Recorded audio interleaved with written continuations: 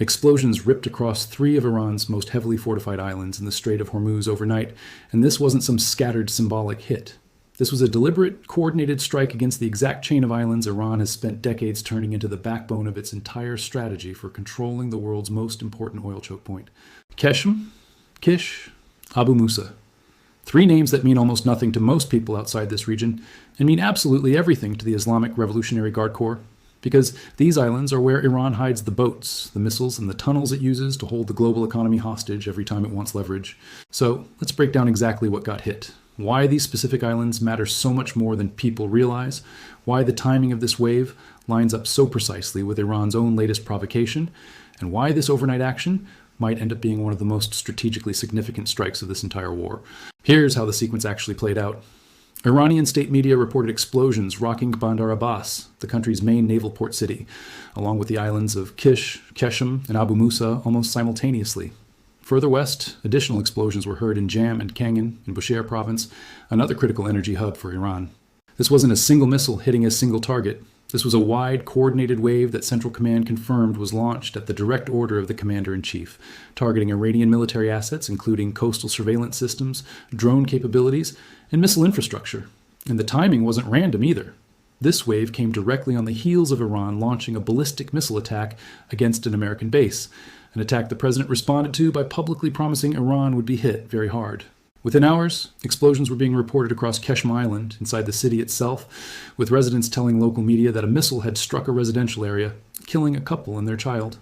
Separate strikes hit Iran's southwestern Fars province, targeting the outskirts of Qasr, and 2 loud explosions were heard on Kish, following what authorities described as a missile strike, though Iranian officials moved quickly to insist that operations at Kish's airport and its passenger ferry services remained unaffected.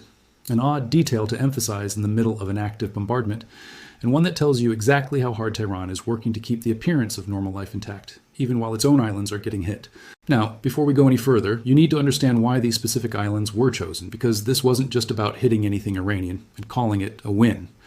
Qeshm Island alone is the largest island in the entire Persian Gulf, sitting just off the coast near Bandar Abbas, separated from the mainland by a narrow channel known as the Quran Strait. It's roughly the size of a small American county, and over the years, the IRGC has turned it into what regional security analysts describe as Iran's primary denial hub, a fortress built with one purpose, controlling access to the Strait of Hormuz by force if necessary. Underground tunnels carved into Qeshm's rocky terrain house fast attack craft, and, according to multiple defense analysts, even submarines, allowing Iranian vessels to deploy directly into the Gulf without never being visible from the surface until the moment they emerge. Buried weapon silos scattered across the island hold anti-ship missiles, specifically positioned to threaten any commercial vessel that tries to move through the strait without Iranian permission. This is not a passive military outpost.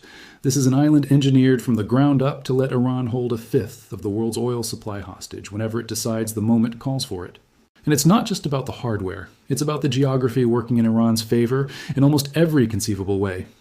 Qeshm's rugged, mountainous terrain is specifically suited to concealing advanced military equipment from aerial surveillance, and the island's sheer size, at nearly 600 square miles, means Iranian forces have room to disperse their assets across dozens of potential hiding spots, rather than concentrating everything in one vulnerable location. One regional security expert described the challenge bluntly, pointing out that Qeshm's size, terrain, and proximity to the mainland all favor the defender, and that any sustained assault on the island would likely trigger continuous Iranian reinforcement efforts rather than a quick, clean victory. Even if American or Allied forces could eventually seize control of Qeshm outright, the assessment from experts watching this conflict closely is that it would come at an extremely high cost for a comparatively limited strategic return, precisely because the island is riddled with mines, booby traps, and a naval infrastructure specifically designed to make every single yard of progress expensive. That's exactly why overnight strikes like the ones we just saw matter so much, because they represent a different approach entirely. Rather than attempting the enormously costly proposition of actually taking and holding Qeshm through a ground assault, this campaign has been about systematically degrading what sits on top of and underneath that island, night after night, hitting the surveillance systems, the drone capabilities, the fast boats, and the missile infrastructure from the air over and over until whatever remains functional becomes smaller and smaller. It's death by 1,000 cuts rather than a single decisive blow, and given how naturally fortified Qeshm is, that grinding approach may genuinely be the only realistic path toward neutralizing it without triggering the kind of costly ground engagement that even Iran's own defenders seem to be counting on, an engagement that would almost certainly draw in additional American ground forces, additional casualties, and a far longer commitment than anyone currently planning this campaign appears willing to sign up for. Kish Island tells a slightly different story, but it's every bit as important strategically. Kish has spent years marketed to the outside world as a free trade zone and a tourist destination, complete with its own airport and ferry connections, which is exactly why Iranian officials were so quick to insist those services remained unaffected even as explosions rocked the island. That branding wasn't accidental either. Iran has spent decades trying to position Kish as evidence that ordinary life can continue undisturbed even in the middle of regional tension, using the island's resorts and duty-free shopping districts almost as a form of soft power messaging aimed at both its own citizens and outside investors. But underneath that tourist-friendly branding, Kish sits directly along the western approach to the strait, giving it real value as a forward surveillance and staging position for Iranian naval activity. Striking Kish sends a message that goes beyond pure military calculus. It tells Tehran that no location connected to their naval network gets treated as off-limits just because it also happens to host a duty-free shopping district and beach resorts.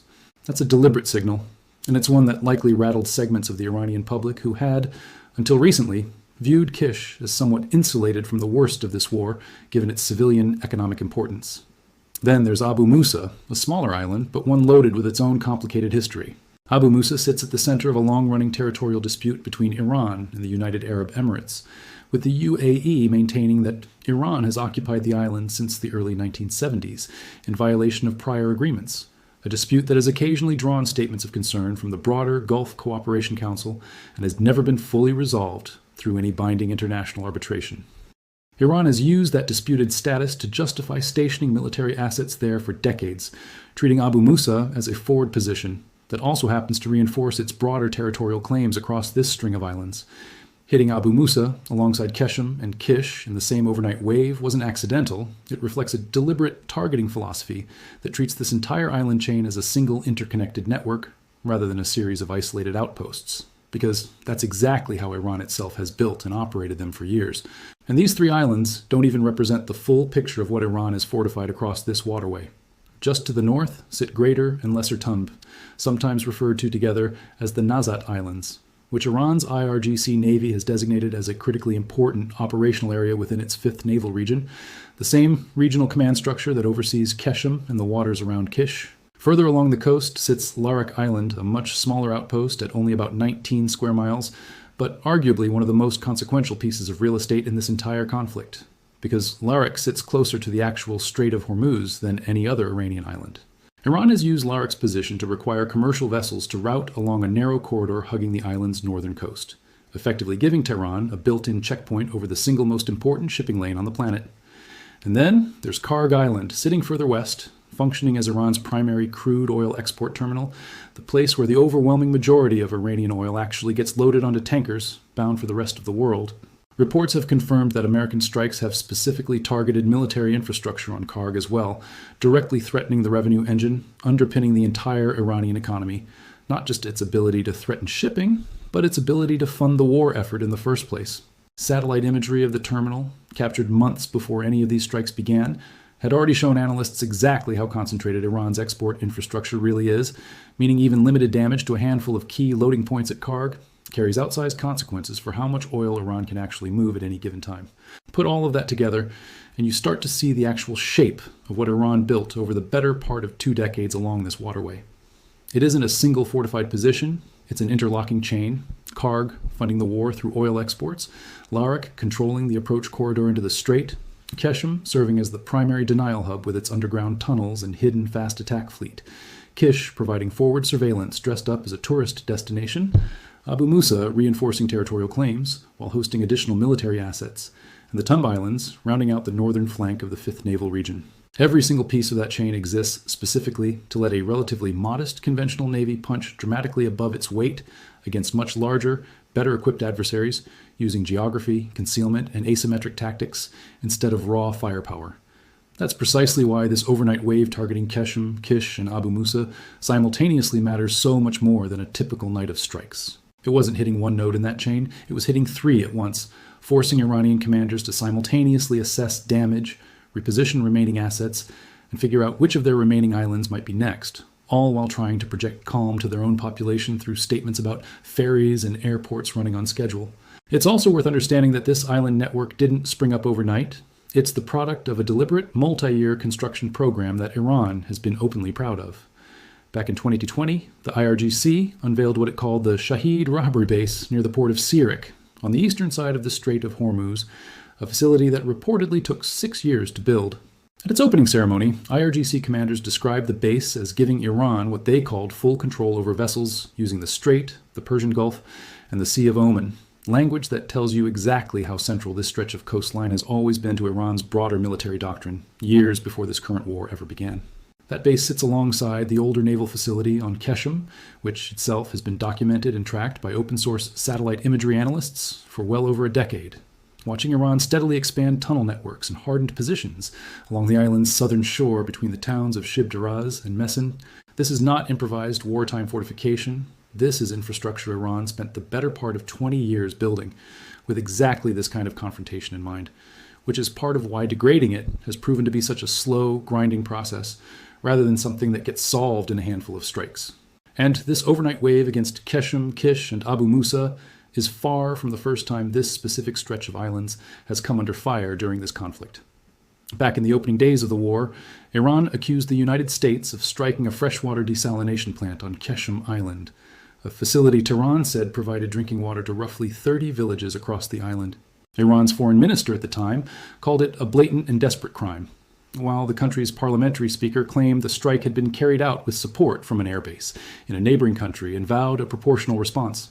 Both the United States and Israel denied conducting that specific strike, and the incident was never definitively resolved either way, but it illustrates something important about how this campaign has unfolded from the very beginning.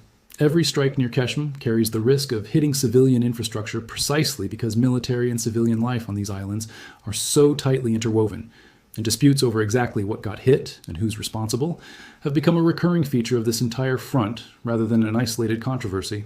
There was also a separate wave earlier in this campaign that gives useful context for just how large these strikes can get when Washington decides to escalate hard.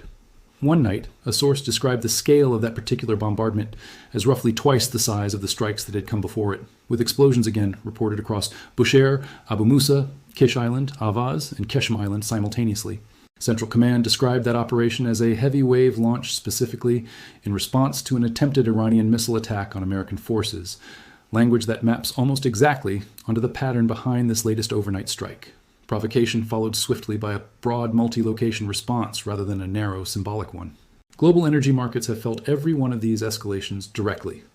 During one particularly intense stretch of this campaign, Brent crude, the benchmark used to price oil worldwide, spiked more than 9.5% in a single day, settling at its highest level in weeks and posting its largest one-day percentage gain in more than 6 years. The United States even canceled consular appointments at its embassy in the UAE during that same window and relocated non-emergency personnel out of the country entirely, a clear signal of just how seriously Washington itself was treating the risk of this specific corridor spiraling further out of control. Because context matters here. This round of strikes followed almost immediately after Iran launched a ballistic missile attack targeting an American military base, an escalation the American president responded to by directly promising the Iranian regime would be hit very hard in return. That's not a vague, generalized threat followed eventually by some symbolic response days later. This was direct cause and effect playing out within the same news cycle. Missile attack on an American position, triggering an immediate, coordinated multi-island bombardment within hours. That kind of rapid retaliatory tempo tells you something important about how this specific phase of the war is being run. There's very little daylight left between provocation and response, and the scale of the American reaction has consistently outpaced whatever Iran manages to land, a pattern that's held throughout nearly every exchange in this conflict so far. Iran fires missiles hoping to demonstrate continued capability and resolve, and the United States answers not with a single retaliatory strike, but with a wave hitting multiple islands, multiple provinces, and multiple categories of military infrastructure all at once. It's worth zooming out here to look at how this fits into the broader arc of this war, because these islands haven't just been hit once in isolation, they've been absorbing repeated strikes for months, as this conflict has ground on. Explosions have been reported on Qeshm and its surrounding waters on numerous separate occasions throughout this campaign, sometimes tied to specific retaliatory triggers like this latest wave, other times described simply as part of ongoing maritime traffic management operations, enforcing the American-led effort to keep the strait open. A ground control tower on Qeshm was specifically targeted at one point after Central Command said Iran had attempted and failed to strike Kuwait and Bahrain with missiles, a strike American officials described explicitly as an act of self-defense rather than pure offense. Bridges have been hit in towns like Bandar Kamir along this same stretch of coastline. Residential strikes, tragically, have claimed civilian lives on more than one occasion, underscoring just how densely these military installations sit alongside ordinary population centers on islands that are, after all, still home to fishing communities, date farmers, and, in Kish's case, a functioning tourist economy. That density is actually part of why this campaign has been so difficult to execute cleanly. Iran didn't build these naval facilities in some isolated, empty stretch of desert. It embedded them directly into islands where ordinary people live, work, and raise families, which means every strike carries a real risk of civilian casualties, even when the intended target is purely military. That's precisely the tension playing out in incidents like the one on Qeshm, where a missile aimed at degrading military infrastructure ended up striking a residential area and killing a family. Whether that outcome reflects a targeting error, an Iranian military asset positioned deliberately close to civilian housing, or some combination of both, the reality is that this entire campaign is unfolding in a landscape where military and civilian life are tangled together in ways that make every single strike carry stakes well beyond the purely tactical. It's also worth understanding the command structure sitting behind all of these islands, because it explains why hitting one rarely stays isolated from the others for long. The IRGC organizes its naval presence across this entire stretch of water under what it calls its 5th Naval Region, a single unified command overseeing operations from Qeshm and the surrounding Nazat Islands all the way to the waters around Kish. The officer who spent years commanding that region, inspecting readiness at the Tumb Islands and emphasizing what he called the psychological and operational readiness of Iran's naval fighters, was Rear Admiral Alireza Tangsiri, the same senior naval commander who was later specifically targeted and killed earlier in this war precisely because of the outsized role he played in coordinating Iran's blockade strategy across this island network. That assassination wasn't incidental to this campaign. It was a direct attempt to sever the command structure, tying all of these individual island garrisons together into one coordinated system. And the fact that strikes continue landing across multiple islands simultaneously, even after his death, suggests the underlying doctrine and infrastructure he helped build has outlasted the individual commander who ran it, reinforcing again just how deeply this strategy is embedded into Iran's broader naval institution, rather than resting on any single person's leadership. Stepping back even further, this entire island fortress approach fits into a much older pattern of how smaller naval powers have historically tried to offset the advantages of a much larger conventional force. Rather than building a surface fleet capable of directly challenging American carrier groups in open water, a fight Iran could never realistically win, the IRGC deliberately chose a strategy built around dispersal, concealment, and controlling narrow, easily mined corridors where a handful of fast boats and shore-based missiles can threaten vessels far more valuable than themselves. It's the same basic logic that shaped coastal defense doctrine in contested straits throughout naval history. When you can't win the open water fight, you make the narrow water fight as expensive and unpredictable as possible for anyone trying to force their way through. What makes Iran's version of this strategy particularly stubborn is the sheer number of separate islands involved. Qeshm, Kish, Abu Musa, Larak, Greater and Lesser Tumb, and Karg, each contributing a different piece of the puzzle: surveillance, denial, gatekeeping, revenue, and territorial assertion, all reinforcing each other under that same unified 5th Naval Region Command. Dismantling a strategy built on that many interlocking, mutually supporting pieces was never going to happen through a single strike, or even a single night of strikes, which is exactly why this campaign has stretched across months rather than concluding quickly, and why last night's coordinated hit on 3 of those islands simultaneously represents genuine, measurable progress against that broader system, rather than just another isolated headline. Iran built this island network specifically because it understood that a conventional, symmetrical military confrontation with the United States was never a fight it could win outright. The entire logic behind burying fast attack boats in underground tunnels, hiding anti-ship missiles in silos carved into rocky hillsides, and forcing commercial shipping through narrow, easily monitored corridors around islands like Larak was to create a situation where raw American military superiority gets neutralized by geography, concealment, and the sheer difficulty of rooting out a dispersed, entrenched adversary hiding among civilian infrastructure. For a long stretch of this war, that strategy actually worked reasonably well, allowing Iran to repeatedly threaten and disrupt shipping through the strait despite facing a vastly superior conventional military. What this overnight wave and the broader pattern of repeated strikes across these same islands throughout this campaign actually demonstrates is a shift in how the United States is choosing to fight that asymmetry. Rather than attempting the costly, defender-favored proposition of physically seizing an island like Qeshm, the strategy has increasingly become one of sustained, repeated degradation, hitting the same nodes again and again until the underground tunnels, the hidden boats, and the buried missile silos simply have less and less left to work with every time Iran tries to use them. Whether that grinding, repeated approach eventually produces a decisive strategic outcome or simply settles into a long, exhausting stalemate is genuinely an open question. And it's one that even outside defense analysts watching this conflict closely have been careful not to answer with false confidence. Taking Qeshm outright, according to experts who've studied its defenses, would likely be an enormously costly fight given the island's size, terrain, and the near certainty of continuous Iranian reinforcement efforts. But repeatedly degrading it from the air, night after night, doesn't require holding ground at all. It just requires enough sustained pressure to keep Iran's naval denial capability perpetually damaged, perpetually rebuilding, and perpetually unable to fully reconstitute the kind of coordinated threat that made the early closure of the strait so effective in the first place. That's a war of attrition rather than a war of conquest.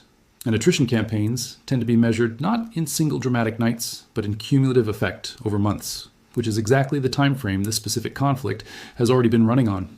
There's one more angle worth sitting with before wrapping this up, and it's the human one underneath all the strategic analysis. These islands aren't abandoned military zones. They're home to real communities that have lived alongside this buildup for years without ever choosing to be on the front line of a war between two countries. Qeshm's population makes a living through fishing, date farming, salt mining, and increasingly tourism, tied to the island's unique geology and mangrove forests. Kish has spent years building an entire economy around duty-free shopping and beachfront resorts, specifically marketed to Iranian and regional tourists looking for an easier travel destination. Every time a strike lands near a residential neighborhood instead of purely on a military position, it's these communities absorbing the consequences of a military strategy the IRGC built without ever asking the people living on top of it. That reality doesn't change the strategic calculus driving this campaign, but it's worth acknowledging directly. Because the story of these islands isn't just about tunnels, missiles, and naval doctrine. It's also about ordinary families who've spent this entire war never quite sure whether the next explosion they hear is going to land on a military installation half a mile away or somewhere far closer to home. There's also an economic dimension layered directly on top of the military one, and it's arguably just as important. Every one of these islands sits along the exact corridor responsible for moving roughly a fifth of the entire world's traded crude oil and liquefied natural gas. Iran itself has formally defined a regulatory zone it calls the Persian Gulf Strait Authority, drawing a line connecting points on its own coast to the tip of Qeshm Island, specifically to assert jurisdiction over passage through the strait. A direct legal and administrative extension of the same military strategy these islands were built to support. Every strike that degrades Qeshm's surveillance systems, damages Kish's forward positioning, or threatens Abu Musa's military assets chips away, not just at Iran's ability to physically threaten shipping, but at the entire legal and administrative architecture Iran has tried to construct around controlling this waterway on its own terms. And when strikes reach as far as Karg Island, hitting the actual export terminal responsible for loading Iranian crude onto tankers, the damage stops being purely about denying Iran the ability to threaten other people's ships, and starts directly threatening Iran's own ability to sell its own oil, the single largest source of revenue, keeping the regime's broader war effort funded in the first place. So what does an overnight wave like this one actually accomplish in the bigger picture? In the immediate term, it degrades specific high-value military infrastructure across 3 interconnected islands simultaneously, forcing Iranian commanders to divert resources toward damage assessment and repair rather than toward planning their next offensive move. It sends a direct, unmistakable signal in response to Iran's own ballistic missile attack, reinforcing the pattern that's defined nearly this entire conflict. Provocations from Tehran get met with responses that are broader in scope and heavier in impact than whatever triggered them. And it continues the slow, grinding process of stripping away the underground tunnels, the hidden fast attack fleets, and the buried missile silos that gave Iran the ability to hold this waterway hostage in the first place without requiring the enormously costly ground assault that a full seizure of an island like Qeshm would demand. In the longer term, though, the real test is whether this kind of repeated, sustained pressure eventually breaks Iran's capacity to meaningfully threaten shipping through the strait at all, or whether Iran's demonstrated ability to continuously reinforce and rebuild across such a dispersed, well-concealed island network means this becomes one of those fronts in this war that simply grinds on, strike after strike, month after month, without a single decisive night ever fully settling it. What's clear right now is that these islands, obscure as their names might sound to anyone not following this conflict closely, sit at the absolute center of the entire strategic calculation both sides are making. Iran built an empire of concealment and asymmetric leverage across this island chain specifically because it couldn't win a conventional fight. And the United States has spent months proving, strike by strike, island by island, that concealment alone isn't the same thing as safety once an adversary commits to relentlessly, repeatedly hunting down every piece of that hidden infrastructure, regardless of how well it's buried or how normal the surrounding tourist economy tries to look. Whichever direction this specific front ultimately goes, the overnight strikes on Qeshm, Kish, and Abu Musa are not a footnote in this war. They're a direct hit against the exact machinery Iran built its entire Hormuz strategy around. And that machinery just got noticeably smaller. So here's what I want to know from you. Do you think this kind of repeated grinding strike campaign against Iran's island network will eventually break its ability to threaten the strait for good? Or do you think Iran's terrain, tunnels, and constant reinforcement efforts mean this becomes one of those fronts that just keeps absorbing hits without ever fully collapsing? Drop your honest take in the comments, because this is exactly the kind of question where the actual geography and the actual defenses matter far more than the surface-level headlines usually convey. If this breakdown helped you understand why islands most people have never heard of are turning into some of the most consequential battlegrounds in this entire war, go ahead and hit like on this one. It genuinely helps detailed researched analysis like this reach more people trying to actually follow what's happening rather than skimming a headline about explosions and moving on. Subscribing means you'll be here the moment the next wave hits, and given how tightly these strikes have been tied to Iran's own retaliatory attacks, that next wave could come far sooner than anyone watching casually would expect. And if you know anyone who's been following this war but has never actually heard of Qeshm, Kish, Larak, or Abu Musa, share this with them, because understanding these islands is genuinely the key to understanding why this entire conflict keeps circling back to the same stretch of water, no matter how many other fronts open up elsewhere. Thanks for watching all the way through. Stay close to this one, because a fortress island chain that took decades to build doesn't get dismantled in a single night, and there is clearly a lot more of this story still to come. Between the underground tunnels, the buried missile silos, the disputed territorial claims, and a civilian population caught living directly on top of it all, this remains one of the most consequential and least understood fronts in the entire war, and it deserves far more attention than the handful of seconds it usually gets buried under in a scrolling headline feed.